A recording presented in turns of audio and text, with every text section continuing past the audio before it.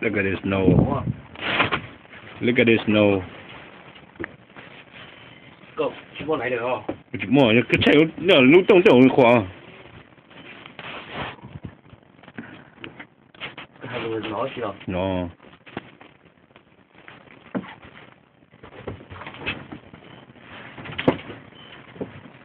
Look at the wind blowing.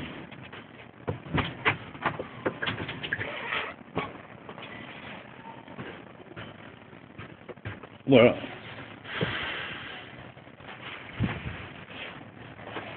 Con này không có không? Mm. Sẽ cũng phải nhìn nhận này không? No, it's just tall. It's tall.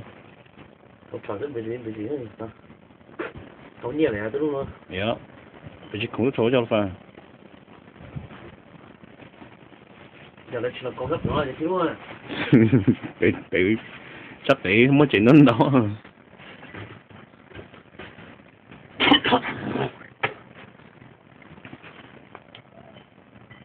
Maybe the wind's like 75 miles per hour. Nhưng mà ta cũng còn nữa và vừa nó chứ sai cho chứ chỉ trong thằng này đâu. Yeah. But this is a pretty storm. Okay, all the snow is flying and shit. Cái gì là một có lẽ là câu snow nhá. Sáng ra. Chú.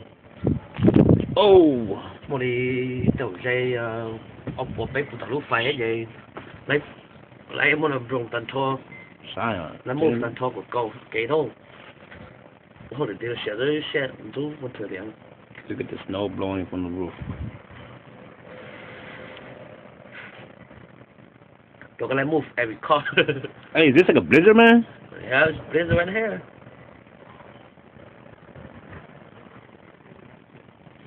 Ew, this is killer, man.